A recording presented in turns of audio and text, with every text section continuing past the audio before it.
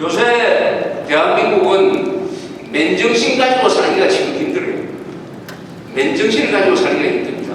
이렇게 기차 타고 여행을 하면서 이 근사한 조국을 보고 훌륭한 분들을 만나고 여기 계신 분들처럼 성실하게 세금 내고 법 지키고 하는 이런 분들을 만나면은 마음이 편해지지만은, 그러나 대한민국은 보이지 않는 곳에서 문제가 생기고 있습니다. 보이지 않는 곳에서. 즉 대한민국의 정신 부분, 덩치는 좋고 무럭무럭 자라는 것이 대한민국이 맞는데, 아주 화장도 예쁘게 하는데 정신 부분으로 들어가면은 이게 어떤 때는 정신병자 같기도 하고 바보 같기도 하고 치매 같기도 하고 치매 걸린 사람 같기도 하는 행동을 하고 있는 거예요. 이 정신, 국가의 정신을 누가 관리합니까? 국가의 정신은 집권 세력이 관리합니다. 청와대, 한나라당, 검찰, 경찰, 사법부 이런 데서, 그리고 플러스 언론이 국가의 정신 부분을 관리하는 것입니다. 그 정신의 핵심이 법입니다. 법을 지키고 살자는 것입니다. 법을 지키고 여기 써놓은 대로 가장 정의로운 사람은 법을 지키는 사람입니다. 가장 불의한 자는 법을 깨는 사람입니다. 민주사회에서는, 독재사회에서는 가장 정의로운 사람이 독재 정권이 만든 법을 깨는 사람이 맞아요. 즉 북한에서는 그렇습니다. 북한에서는 법을 깨는 사람이 가장 정의로운 사람입니다. 그러나 대한민국에서는 민주국가니까 법을 지키는 사람이 가장 정의로운 사람이고, 가장 불의한 자는 이 공동체의 규칙인 법을 깨는 자예요. 법을 깨는 자입니다. 왜 법을 지켜야 되느냐? 아니, 축구를 하는데 법이 안 지켜지면은 레프리 말을 안 들으면 어떻게 됩니까? 핸들링을 해가지고 레프리가 페널티킥을 줬는데 상대방 팀이 페널티킥 차지 못한다 해가지고 막는 거하고 마찬가지 아닙니까? 아니, 자기 편 골키퍼가 뇌물을 받아가지고 상대편을 위해서 문을 주는 간첩이다. 간첩을 골키퍼로 세워놓으면은 축구가 안 되는 거죠.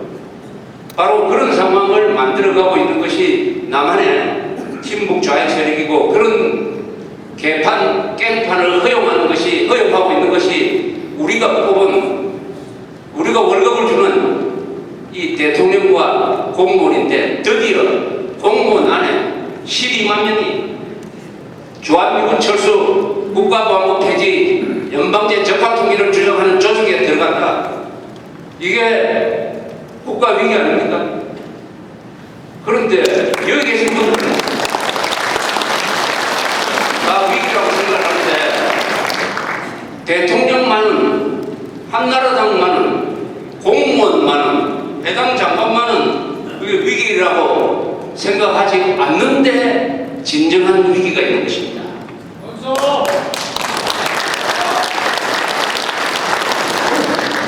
위기라고 생각하지 않도록 하는 노선이 최근에 유명하게 된 이명박 대통령이 만들어낸 중도 실용 노선이에요. 중도 실용 노선.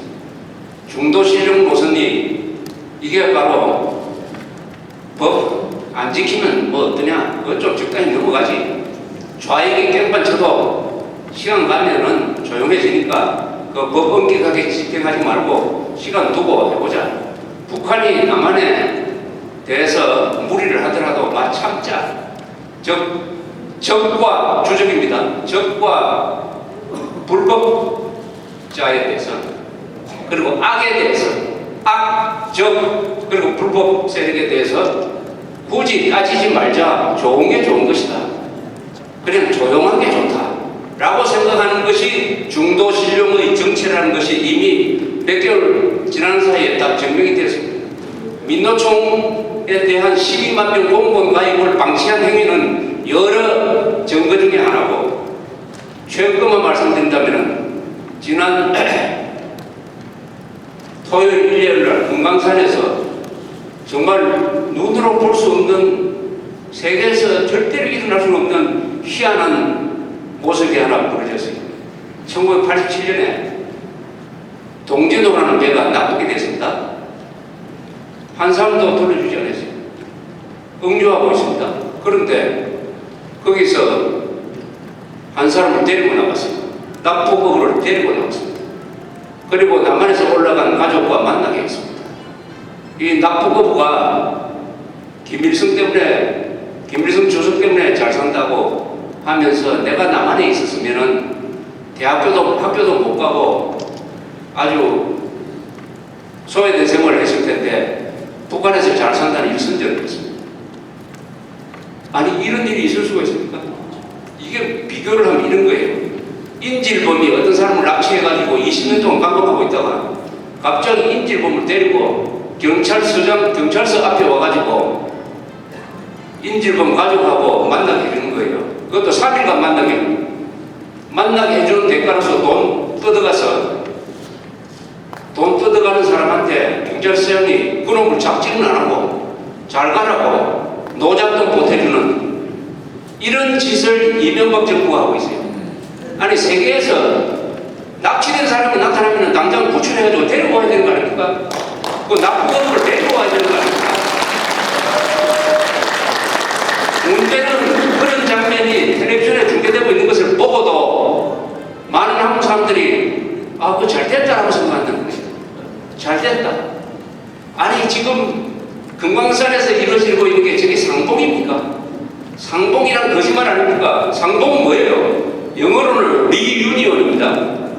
같이 만나서 다시 산다는 뜻이에요. 재결합한다는 뜻인데 재결합이 됩니까? 한 번 만나고 헤어지면은 죽을 때까지 영원히 못 만납니다. 편지광내도 안 돼요. 아니 수십 년 떨어져 살았다가 3일간 만나고 다시 생이별 죽을 때까지 이게 상봉입니까? 그 대가로서 우리가 얼마나 줬냐? 이산가족회의 통계에 가면은 1600명이 지금까지 만났는데 여러 가지 북한의 조건에 맞춰서 지원을 하다 보니까 1조 5천억을 지원했다는 겁니다. 즉 한 사람 만났는데 9억 원을 준 겁니다. 한 사람 만났는데 9억 원. 한 사람 만났는데 강남 아파트 한 채씩을 북한에 준 거 아닙니까? 아니 그런데 만나고 나서 같이 살아야 될 거 아닙니까?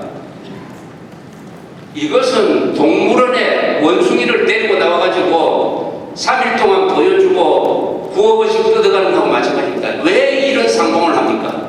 이런 상봉을. 왜 이런 상봉을 하는 걸 보고도 우리 언론이 비판하지 않고 우리 국민들이 왜 흥분하지 않습니까? 도덕성이 마비된 거죠.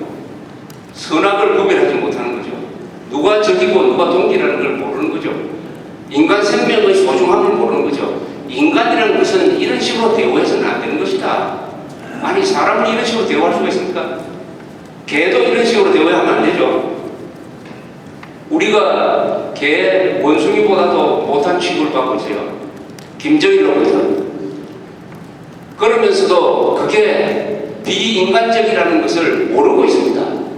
많은 사람이 모르고 있습니다. 아마 여러분들도 제가 이렇게 이야기를 하니까 야 그거 말도 안 된다 이렇게 생각하지만은 어제까지 그렇게 생각하셨어요?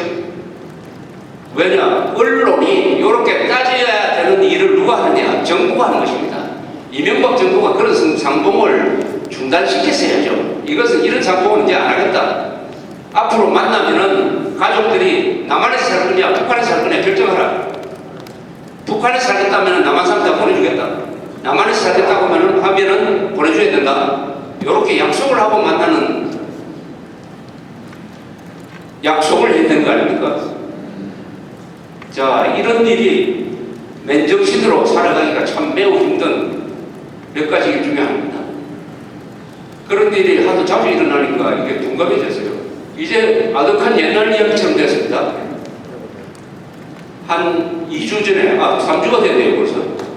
북한에서 DMZ 위에 있는 황강댐이라는 그 댐의 문을 그것도 일요일 새벽에, 북한은 남한을 칠 때 항상 일요일 새벽을 이용을 합니다. 6.25도 일요일 새벽이었죠.